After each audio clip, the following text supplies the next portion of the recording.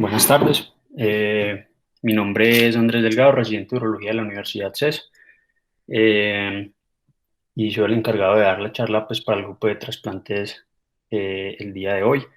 Los docentes encargados del grupo de trasplante renal del Hospital Pablo Tobón Uribe, en convenio pues, con la Universidad de Antioquia.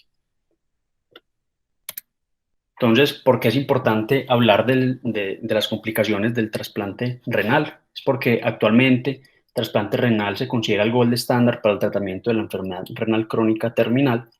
Se ha demostrado que disminuye la morbimortalidad, mejorando asimismo la calidad de vida de los pacientes, y adicionalmente ha demostrado beneficios en cuanto a la costo efectividad frente a la hemodiálisis y la diálisis peritoneal pues en algunos estudios. A pesar de esto, no es un procedimiento que sea inocuo, aunque ha variado pues las tasas de morbimortalidad con el advenimiento y la evolución de las técnicas quirúrgicas. Se sabe que hasta el 25% de los trasplantados, entre el 23 y 25% de los pacientes trasplantados van a tener algún tipo de evento adverso de complicación de origen urológico. Y en cuanto a los rechazos las complicaciones tempranas que impactan negativamente en la sobriedad del injerto, sí se ha avanzado bastante y ha disminuido pues con respecto a los inicios del trasplante. Eh, las principales complicaciones del trasplante van a ser urológicas. Principalmente van a estar relacionados con la calidad del uréter trasplantado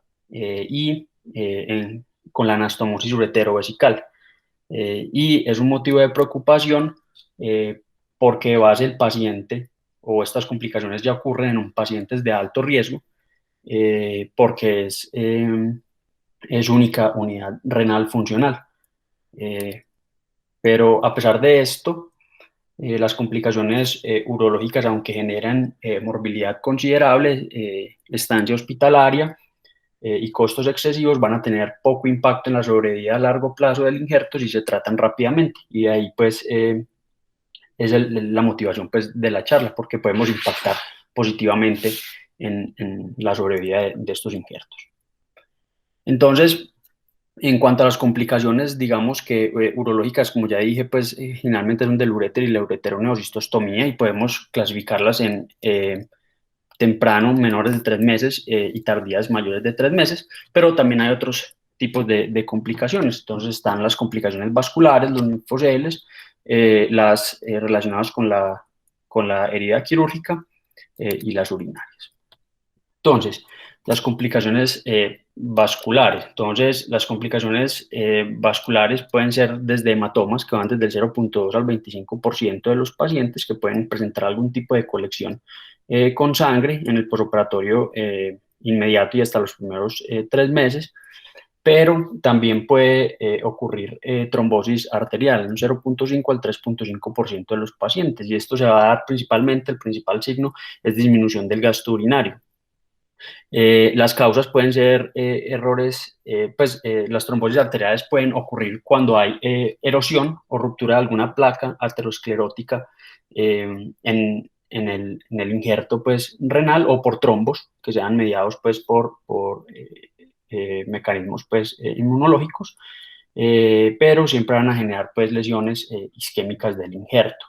Y estas, a diferencia de las complicaciones urológicas, sí van a impactar negativamente en la sobrevida del injerto y pueden llegar a ser complicaciones pues, devastadoras para el mismo.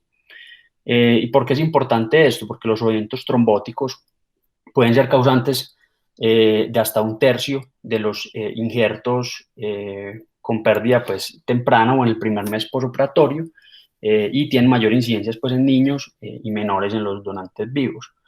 Eh, entre más temprano, o sea, entre más temprano se diagnostique la trombosis, pues ella sea arterial o venosa, entonces va a ser más causada pues por algún error técnico, ya sea por algún traumatismo en la íntima, por la movilización excesiva del injerto durante la cirugía, eh, o por hipotensión durante el procedimiento quirúrgico, por tratamiento temprano en el posoperatorio con ciclosporina, pero también se ha asociado, pues, o se ha reportado por diferencias en el tamaño de los vasos entre el donante y los receptor, o con múltiples vasos accesorios.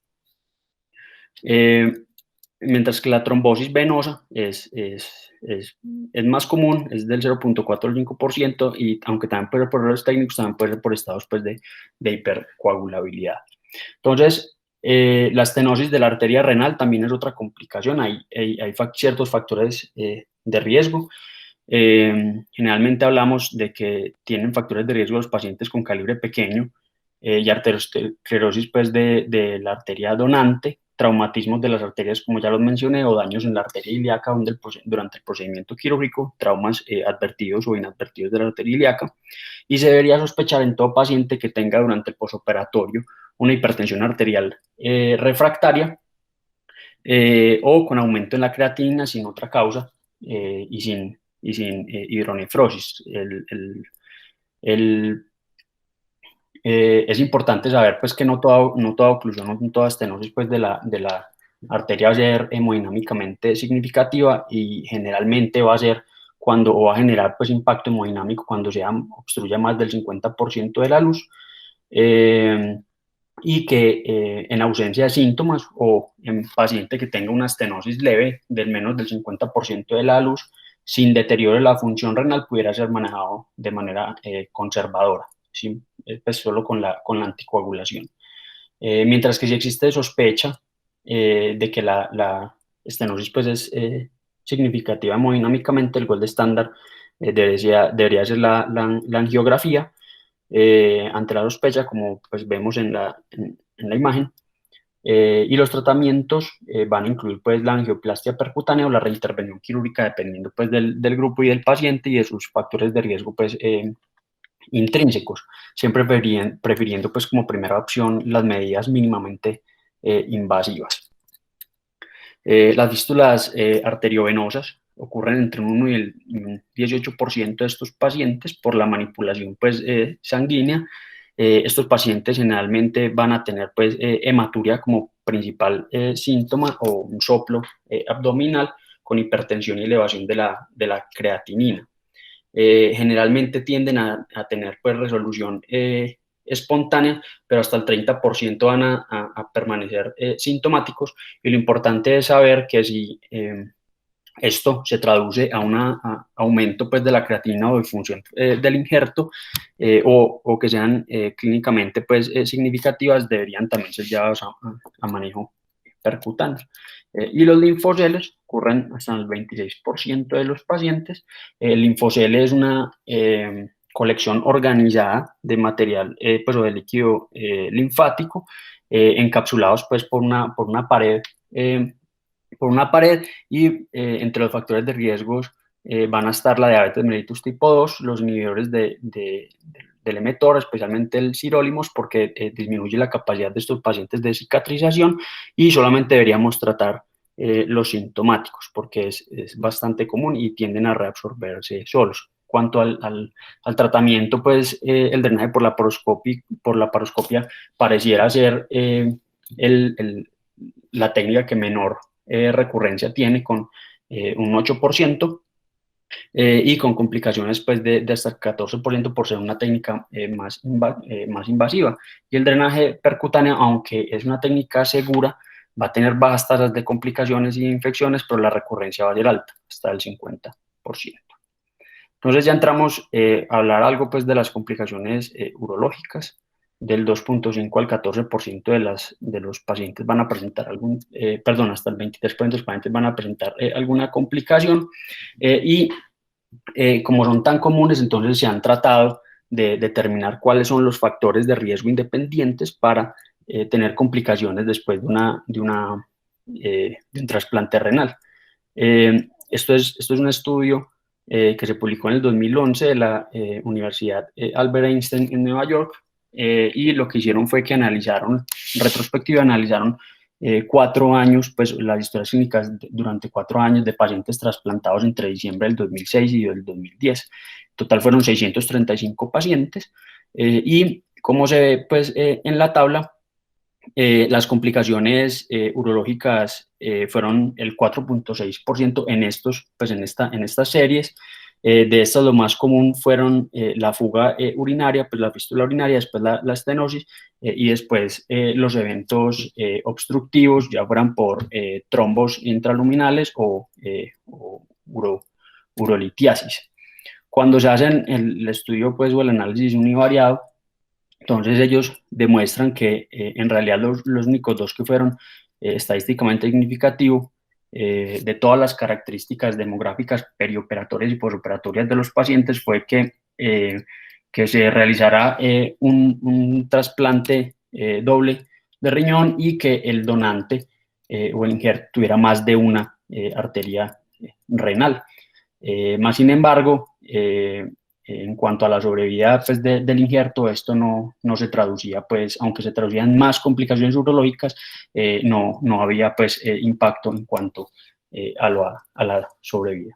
Y específicamente, hablando de factores de riesgos preoperatorios, o sea, una manera de predecir qué paciente de entrada tiene más riesgo de tener complicaciones, no tanto en el perioperatorio o en el posoperatorio, sino qué paciente de entrada usted lo ve, lo evalúa y sabe que va a tener más riesgo.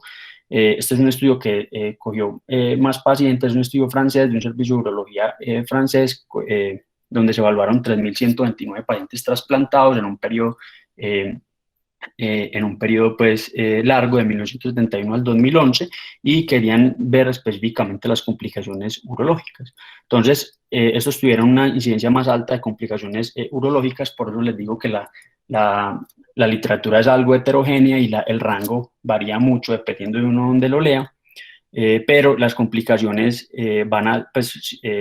reportadas siempre son pues como la estenosis de la anastomosis ureterovesical, las fístulas urinarias, la litiasis y el reflujo, y dependiendo de esos pueden variar entre las que son tempranas, menores de 3 meses, y tardías, mayores de 3 meses. Entonces, vemos que la mayoría de las estenosis van a ser tardías, las fístulas van a ser tempranas y la litiasis pues, y el reflujo van a ser pues, tardías. Entonces, de estos 3.129 trasplantados, de los 352 que tuvieron complicaciones pues, urológicas, entonces en el análisis multivariado también vieron que de entrada los pacientes que van a tener menos complicaciones son los pacientes que vayan a ser llevados a una cirugía de donante vivo y los pacientes que definitivamente tienen más riesgo son pacientes pues, pacientes receptores con un índice de masa corporal mayor de 35, pues sí, mayor de 35. Pero entonces, para evitar estas complicaciones, entonces sale el uso, pues es controversial actualmente el uso del catéter doble J. También varía mucho dependiendo de la literatura. Hay grupos que por protocolo le dejan catéter doble J a todos los pacientes trasplantados, hay otros que no. Lo que sí es definitivo es que se ha demostrado que el catéter tiene ciertos riesgos y ciertas ventajas también. Entonces, en el 2014 se realizó un estudio, pues una revisión sistemática de el catéter doble J de rutina en los pacientes receptores pues, de un injerto, pues, o pacientes de cirugía de trasplante renal. En total se evaluaron las historias pues, de 1.154 pacientes y encontraron pues como conclusiones grandes esto, y es que el catéter tiene ciertos beneficios potenciales, que es la reducción de las complicaciones urológicas mayores. Definitivamente estos pacientes tienen menor incidencia de fístula o de fístula urinaria en los primeros días, tienen menor riesgo de estenosis, pero aumenta la incidencia de infecciones urinarias. Solamente el hecho de tener el catéter aumenta la incidencia de infecciones urinarias que van a generar pues, o a impactar negativamente en la hospitalización y en la calidad de vida del paciente en el posoperatorio temprano y hematuria, que también se asocia pues, al tipo o a la técnica de anastomosis pues, ureterovesical. También van a tener complicaciones idiosincráticas pues, del catéter, o pues, que van a ser la migración del catéter, la mala posición, la irritación, pues, o los síntomas irritativos vesicales por la irritación de la mucosa vesical, y catéteres, pues, que van a ser incrustados, pues, obviamente van a estar presentes, y complicaciones durante la extracción, aunque son las más raras. Pero entonces, ¿por qué es importante también conocer la anatomía ureteral? Y es porque el uréter, por ser un órgano largo, pues ya sabemos que la mayoría de las complicaciones urológicas van a ser de causa de la anastomosis ureterovesical, pero entonces sabemos que el uréter es un órgano que es largo, está irrigado por diferentes, pues tiene diferente irrigación dependiendo de la localización pues, en la cual lo manipulemos. El uréter proximal, pues, va a estar irrigado, pues, por la arteria renal y la arteria gonadal, mientras que el uréter medio por ramas directas de la aorta, y el distal por la arteria ilíaca interna y las arterias vesicales. Entonces, es importante saber el concepto, pues, del triángulo de oro para evitar estas complicaciones. Y el triángulo de oro es básicamente durante la extracción y durante la cirugía de banco conservar lo que más se pueda de la grasa periureteral o de la grasa adyacente al polo inferior del riñón, a la arteria renal y al uréter, para tratar así de conservar lo que más se pueda de vasculatura y evitar la necrosis ureteral distal, que puede ser causante o puede estar presente en la fisiopatología de hasta el 70% de las complicaciones urológicas. Entonces, esto es otro estudio, pues, que salió en Transplantation, pues, perdón, en el libro de Transplantation. Lo que nos recomienda también pues, es las ventajas y desventajas. No hay ningún protocolo, pues, estandarizado para el uso del catéter. Simplemente los grupos tienen que saber que el catéter se traduce en menores complicaciones urológicas, pero mayor riesgo de infección urinaria. Y algo que me llamó la atención, es que teniendo en cuenta, pues, los porcentajes de complicaciones, si se deja catéter doble J, a pesar de que se van a reducir, el 95% de estos pacientes van a tener un catéter, una cateterización, pues, innecesaria por la incidencia, pues, mismas. Entonces, las complicaciones urológicas tempranas, la fuga urinaria es la complicación más común. Se va a presentar hasta en el 3% de los pacientes y puede ser a causa de varias situaciones, de necrosis en el uréter distal, alteraciones en la anastomosis uretrovesical, causas, pues, vesicales.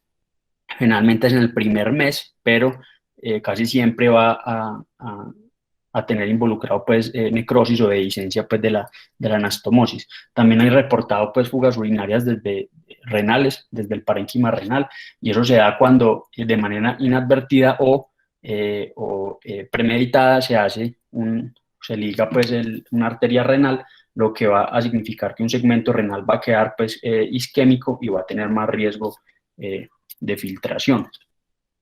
Pero generalmente, si el paciente filtra antes de las primeras 48 horas, va a ser derivado, pues, de la técnica quirúrgica, mientras que si se presenta entre el quinto y el séptimo día, va a ser más asociado, pues, a isquemia ureteral por movilización excesiva, y el problema de esta fístula urinaria es que este estado de inflamación y de isquemia va a aumentar, pues, las tasas de estenosis a largo plazo. Pero entonces, ¿cuáles son las causas? Entonces, hay diferentes causas, pues, que se han estudiado para que un paciente filtre, o me filtre, pues, la anastomosis ureterovesical. Se sabe que los pacientes con vejigas desfuncionalizadas o que tengan alteraciones de la cicatrización, por ejemplo, los pacientes diabéticos van a tener más riesgo, pues, de tener esto. Cuando el uréter es de gran longitud, cuando dejamos un segmento, pues, o un uréter que sea muy largo, también se asocia, pues, a una desvascularización del segmento distal, o cuando hacemos una disección excesiva porque cortamos, pues, los vasos que lo van a irrigar. cuando se retira el drenaje pues, o la sonda vesical de manera muy temprana, y esto es especialmente importante en las técnicas transvesicales de anastomosis pues, o de ureteroneocistostomía, pues esto se va a traducir en un aumento de las presiones intravesicales, lo que va a generar pues, filtración de esa anastomosis y dehiscencia de la sutura generalmente en las primeras 24 horas. Entonces es importante saber, para evitar esto, pues ya sabiendo esto, saber la edad del receptor, tener en cuenta el número de arterias renales. A mayor número de arterias renales, mayor riesgo de filtración. El sitio de la anastomosis debería ser un sitio entre más anterior sea, para evitar una anastomosis libre de tensión. Pacientes con rechazo agudo y pacientes pues, con disfunción vesical, o pacientes que tengan identificados que tengan patología obstructiva infravesical por aumento en las presiones intravesicales. Entonces, todo paciente con hiperplasia prostática benigna, con estrechez de uretra o con algo que le genere un aumento en las presiones pues, intravesicales. Entonces, aspectos técnicos también importantes para evitar la filtración es evitar pues, la necrosis del parénquima, evitando ligar pues, vasos que sean polares pues, más de lo necesario. Un uréter, pues siempre vigilar que el uréter no quede rotado o acodado, y es importante durante la cirugía que el uréter quede en la dirección y en el sentido que es, para evitar esa isquemia. También evitar la perforación. Si va a dejar un catéter doble J durante la cirugía, evitar la perforación del uréter. Esto es más común de lo que uno pensaría si uno usa, pues sí es más común en las guías de alambre. Se recomienda pues utilizar guías de punta menos traumáticas, como las hidrofílicas o que estén recubiertas, porque pasando una guía de alambre se puede perforar pues algún sitio del parénquima, ya sea ureteral o renal. Pacientes con retención urinaria, y es por esto que las técnicas intravesicales como la técnica de Politano-Ledbetter tienen mayor tasas de filtraciones, porque estos pacientes van a tener inherentemente mayor riesgo de hematuria por la cistotomía que se realiza. Esta hematuria se va a traducir en coágulos, y estos coágulos pueden obstruir la sonda, lo que genera pues aumento de la presión intravesical y fuga pues urinaria inevitablemente. Entonces, ¿cómo se diagnostica? Es básicamente salida de orina o una colección con análisis pues, de ese líquido del DREN, que se confirme que sea orina, generalmente cuando tienen niveles de creatinina 10 veces superiores a la creatinina sérica. Estos pacientes también se debe sospechar en paciente con colección que tenga baja diuresis y empeora pues cuando se retira el drenaje, porque el paciente le está saliendo toda la orina a través de la anastomosis o del sitio pues, de fuga. También se ha descrito que cuando las colecciones llegan a tener un tamaño pues, importante o significativo, van a tener salida de orina a través de la herida, y se debe sospechar pues, en estos casos. Entonces, el tratamiento, digamos que es escalonado. Siempre el objetivo va a ser disminuir las presiones intravesicales para que selle pues, el defecto y se disminuya la filtración. Entonces, como primera medida en el paciente que ya le habíamos quitado la sonda vesical, se le debería pasar, pues, o si realizar el paso de una sonda vesical. En caso de que en la cirugía no se haya dejado catéter doble J, se debería intentar realizar un paso de catéter doble J. Si no se puede, pues, o considerar nefrostomía temprana en pacientes que vayan a requerir una posible dilatación, un paciente que usted sospeche que tenga una estenosis temprana de la anastomosis ureterovesical, que esto sea lo que genere la filtración. Entonces se hace la nefrostomía para hacer una dilatación secuencial percutánea. El problema de todo esto es que se ha visto que aunque estas maniobras pues, conservadoras tienen tasas de éxito superiores pues, o cercanas al 70%, a largo plazo pudieran ser deleterias porque esa anastomosis, como ya dije, va a permanecer con inflamación crónica, lo que va a generar estenosis de las anastomosis pues, a futuro por la filtración. Entonces hay grupos pues, que también recomiendan la reintervención quirúrgica temprana, hacer una nueva ureteroneocistostomía, y ellos dicen que tiene la ventaja de que ese paciente posiblemente no se va a estrechar a largo plazo. Este es un paciente que fue trasplantado. Durante el posoperatorio se ve en la imagen A que tiene una filtración de la anastomosis, pero sí, de la anastomosis del uréter, y del uréter distal. Se ve la colección de orina, pues la salida del medio de contraste a través del sitio pues, en el uréter distal. Este paciente se manejó con un catéter doble J que se puso de manera percutánea. Vemos la nefrostomía, el paso del catéter doble J, y después del seguimiento, esta es la cistografía 2 meses después en el seguimiento, donde se ve que ya no hay esa extravasación del medio de contraste. Entonces, 2 meses después se le retira el catéter doble J al paciente sin complicaciones. Cuanto al manejo quirúrgico, entonces el cirujano debe, si un paciente definitivamente se le va a ser llevado a tratamiento quirúrgico, el cirujano debe saber que tiene varias técnicas o varias alternativas. Entonces se debería tratar de hacer una nueva anastomosis uretrovesical que tenga una longitud suficiente, y una longitud suficiente es importante saber que no es ni muy largo ni muy corto, sino que es apenas adecuado para lograr una anastomosis libre de tensión sin desvascularizar el uréter. En caso de que el uréter sea corto, también se puede hacer anastomosis, pues se puede hacer una anastomosis al uréter nativo, y esto es una buena opción en pacientes que tengan uréteres distales muy desvascularizados, pues el uréter nativo tiene su irrigación intacta en la mayoría de los casos. Se debería realizar la cistorrafia en 2 planos cuando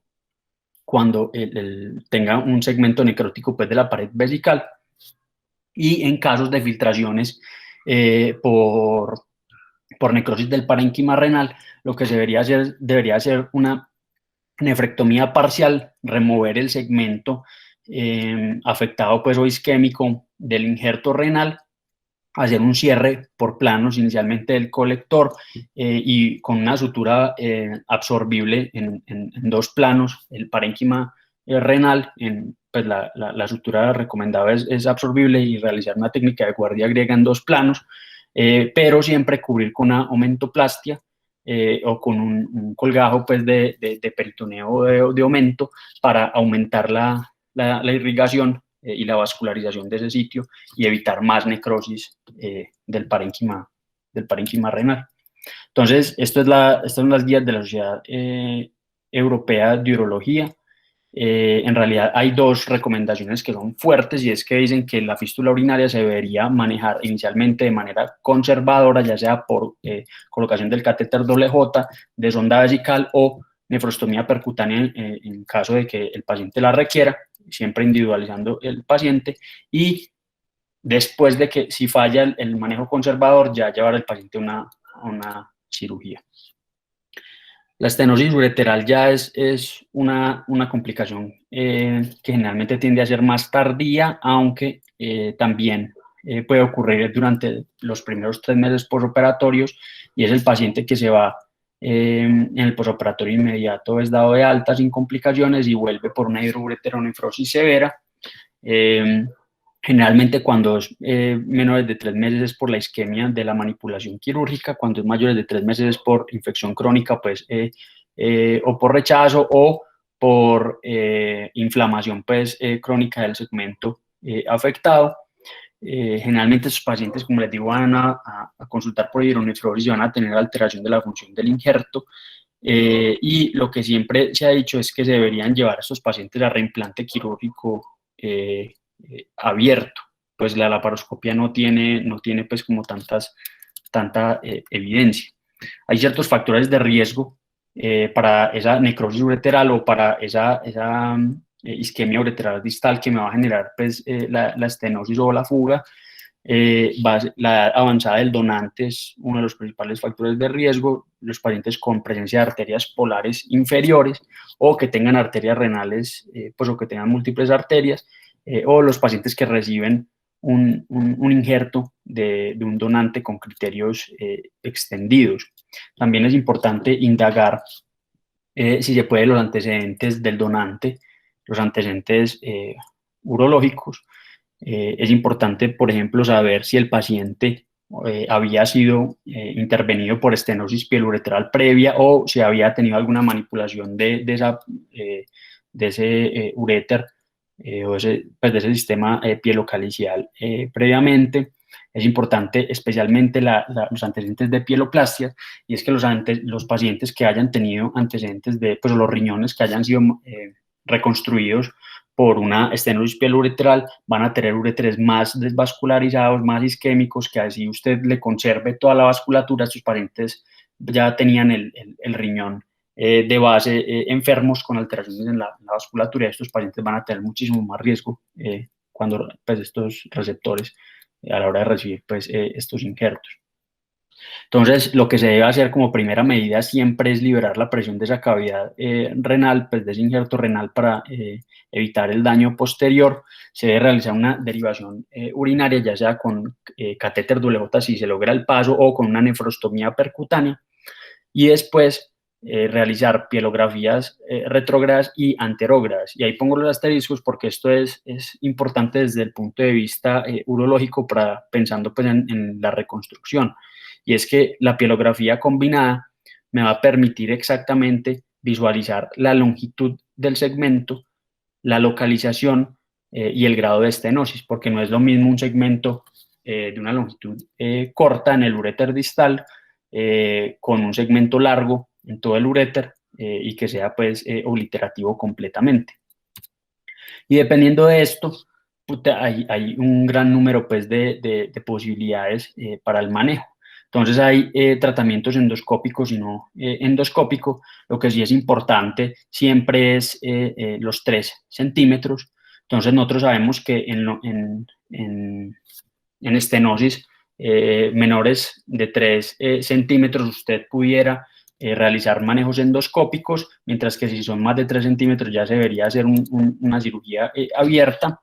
El tratamiento endoscópico tiene pocas series de casos, tiene poca evidencia en pacientes trasplantados. Técnicamente es muy complejo porque el neomeato no está en la posición normal, generalmente está en la porción anterior y superior pues, de la vejiga, lo que permite la manipulación retrógrada que sea muy difícil. Uno puede pasar desde dilatación a uso del catéter WJ o a incisiones, ureterotomías o a dispositivos pues, que sean de dilatación e incisiones, pero va a variar la tasa de éxito.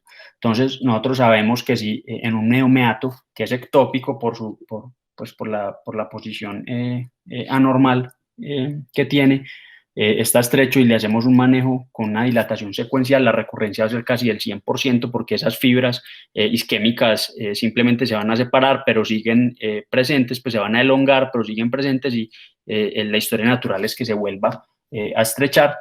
El catéter WJ tiene solamente un 33% de éxito, pero entonces se ha tratado de extrapolar lo que se hace en la cirugía urológica en el paciente trasplantado y son incisiones con electrocauterio que tienen tasas de éxito en el 55%. Hay 9 pacientes pues, demostrados en la literatura que han tenido éxito solamente con la incisión y también se ha usado el Accusise. El Accusise es un dispositivo de balón, como lo vemos pues, en la imagen, es un balón que no solamente dilata, sino que tiene una fibra pues, de alambre que va a generar un corte de ese segmento ureteral. Entonces lo que hace el Accusise es que corta la fibra y los segmentos pues, de esa fibra después de la dilatación van a quedar separados. Entonces va a cicatrizar más amplio. La Accusise, pues digamos que aunque tiene poca evidencia, hay 7 pacientes reportados en la literatura, pues en las series que tienen, pues o que están tuvieron tasa de éxito pues con el uso del balón y de la incisión endoscópica, pero no hay nada pues que sea muy recomendable. Lo que sí hay pues una evidencia más sólida es la experiencia de 10 años de un centro de Portugal de estenosis uretral después de trasplante renal entre el 2004 y el 2014. Total fueron 973 pacientes trasplantados y el 3,39% de estos pacientes tuvieron estenosis pues, ureteral. De estos, la localización, la mayoría fue en el uréter distal y en la anastomosis uretrovesical, pues como es lo más común.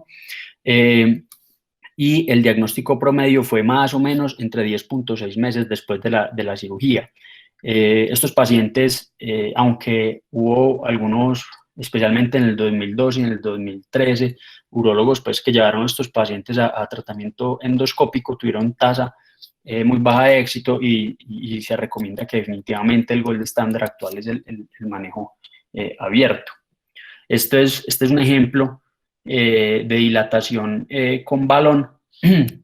Se ve que pues en la primera imagen de la pielografía se ve como hay una estenosis pues, ureteral en el segmento, pues en el uréter medio. Vemos cómo pasa el medio de contraste, aquí hay un acabamiento, pues un corte del paso del medio de contraste en punta de lápiz con un segmento ureteral largo, pues cuando se hace la pielografía con un segmento ureteral que es más bien corto, perdón, menos de 2 centímetros, se realiza el paso del instrumento a través de la guía y se dilata hasta 12 atmósferas para lograr pues el éxito. También hay otras opciones pues que están en estudio, otras nuevas tecnologías pues que están en estudio. Salen los stent, así como se aplican pues stents en las oclusiones de los vasos sanguíneos también. Hay algunos stents que se han tratado de usar en la vía urinaria. Este es un stent ureteral autoexpandible que se puede usar pues en el uréter. Es de Israel, es elástico, es flexible, lo que hace pues es un stent de nitinol y tiene un recubrimiento de copolímero. Se habló por primera vez, se desarrolló por primera vez en el 2008 y lo que hace es que el segmento superior sea más suave, que sea elástico y lo bueno es que la parte intravesical se puede desarmar fácilmente, entonces tiene un dispositivo, pues una capacidad de jalar el hilo y uno se trae el stent, lo que hace que sea muy fácil de remover en caso de que no funcione teóricamente. En realidad se ha usado en 3 pacientes trasplantados. Esta imagen muestra cómo el paciente tenía el uréter pues, estrecho casi que en su totalidad, se pasó la guía, se pasó el stent y los 3 pacientes a los 12 meses estaban libres de obstrucción con una tasa pues, de 100% al primer año, pero sin evidencia pues, que tenga resultados a largo plazo.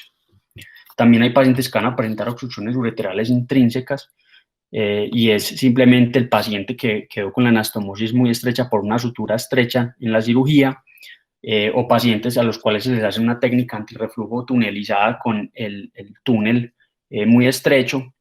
También pacientes que van a tener edema ureteral, litiasis, hematuria con coágulos, pacientes que vengan inmunosuprimidos, pues que por la inmunosupresión van a tener una bola fúngica o pacientes con catéteres WJ olvidados o retenidos, y es que después de los 4 meses de tener un catéter WJ in situ, pues el riesgo es que se calcifique y que ya después sea imposible jalarlo pues, o sacarlo sin ninguna otra manipulación. Y esto es lo que pasa. Un catéter WJ, aquí vemos como las asas pues, del catéter WJ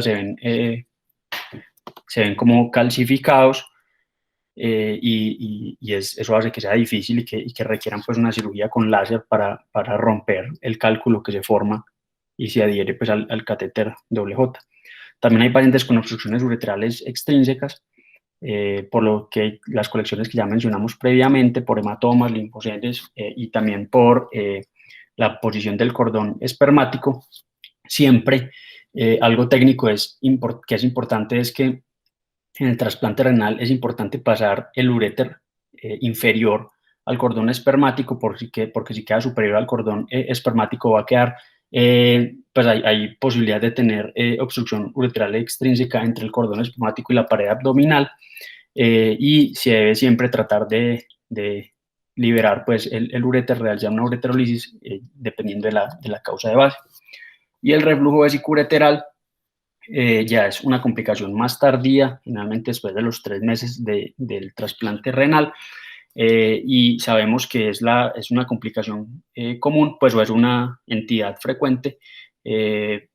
Aunque las series son heterogéneas, sabemos que entre el 50 y el 87% de los riñones trasplantados van a tener algo de reflujo vesicureteral, y lo que hace esto es que predispone a pielonefritis. De estos, el 13% van a tener pielonefritis, y solo se debería tratar en pacientes que sea asintomático, que van a ser menos del 1% con infecciones recurrentes. El diagnóstico es una cisturetrografía retrógrada y miccional. Pero entonces, un concepto importante es que el reflujo vesicureteral no va a dañar el injerto. Lo que daña el injerto a largo plazo pues es la infección. La terapia estándar es la terapia abierta, un reimplante abierto con tasas de éxito entre el 83 y el 100%.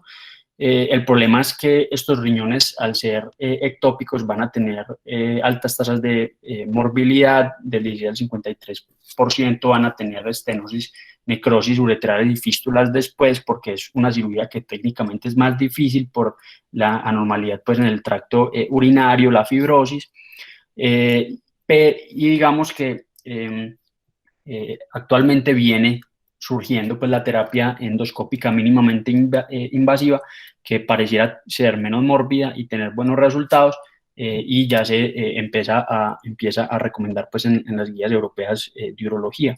Lo que se hace es una inyección de agentes abultantes endoscópicos. El primer reporte fue en el 2010, que se realizó en Australia y se reportó en el British Journal of Urology.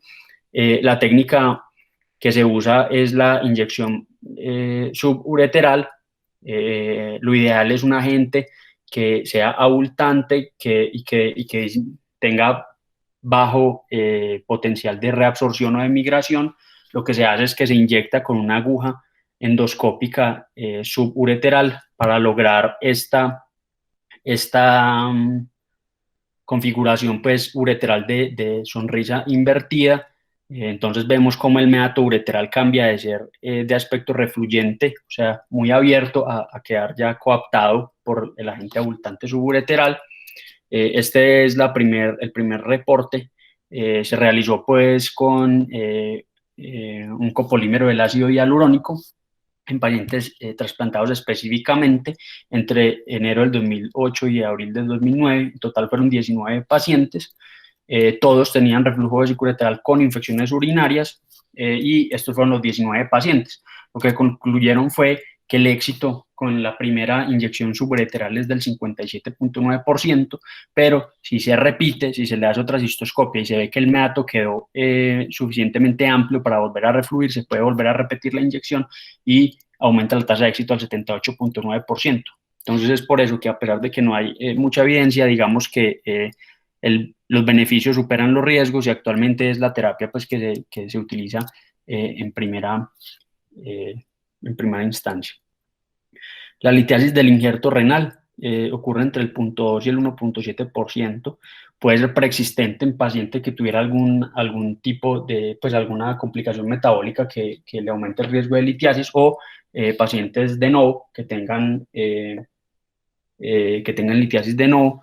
Estos pacientes es importante saber que el dolor no va a ser tan típico como en el paciente que no se ha trasplantado, pero sí van a tener hematuria con hidronefrosis, y siempre la meta va a ser evitar la obstrucción y el daño del injerto.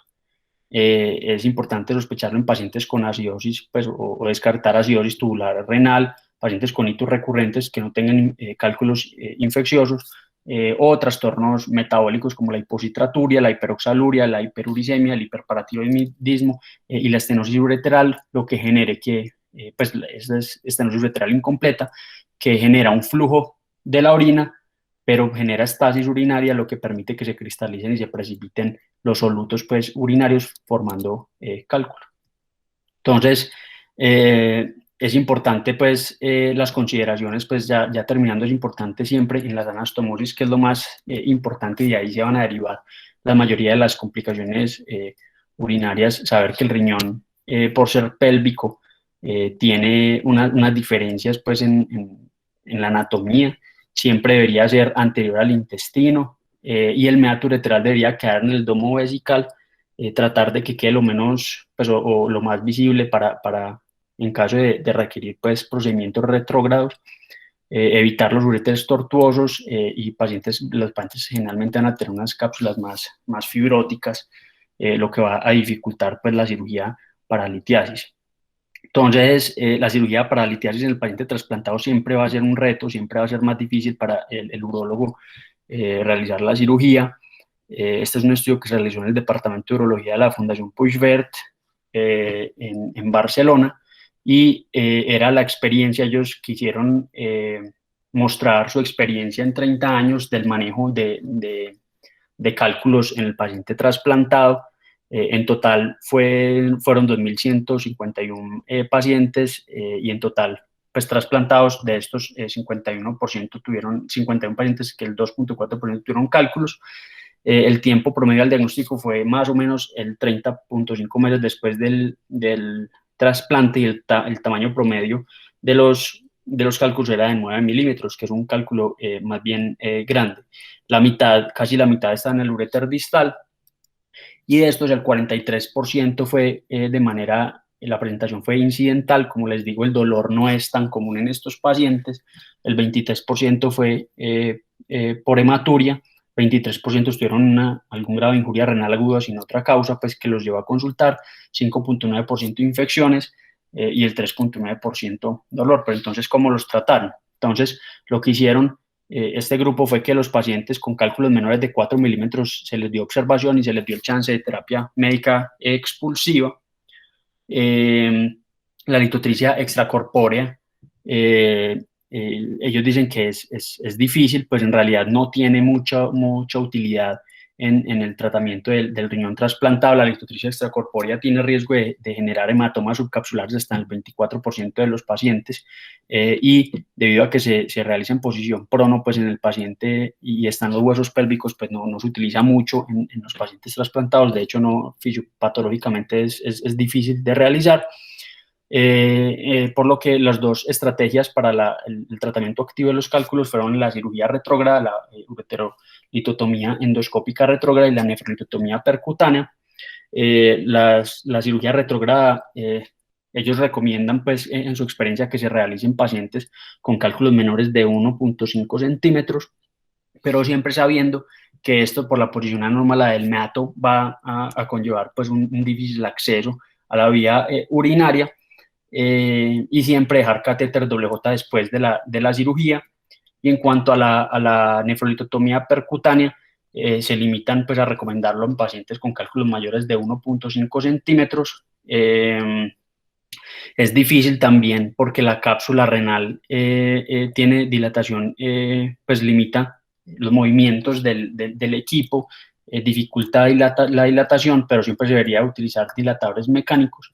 Los dilatadores mecánicos son dilatadores secuenciales que dilatan desde los 4 French hasta los 30 French, dependiendo del equipo que queramos pasar para lograr la extracción del cálculo, y debería ser una dilatación secuencial para evitar los traumas, pues, de las dilataciones, y que se vean lo menos traumático posible. Entonces, en conclusiones, pues, las complicaciones urológicas continúan siendo frecuentes a pesar de la evolución de las técnicas quirúrgicas. Ocasionan morbilidad importante en estos pacientes y pudieran ser causantes de afectación del injerto renal, pues del funcionamiento del injerto renal. Se debería definir en cada grupo de trasplantes la pertinencia del uso del catéter WJ, siempre considerando los beneficios y las complicaciones que ya fueron mencionadas. El manejo mínimamente invasivo o endourológico es factible en algunas ocasiones, pero tienen siempre menores tasas de éxito, con menos morbilidad.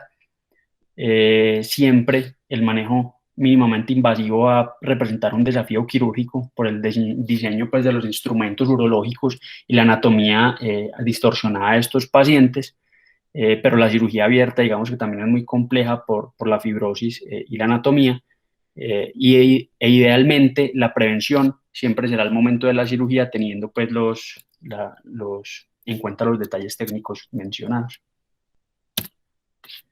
Muchas gracias.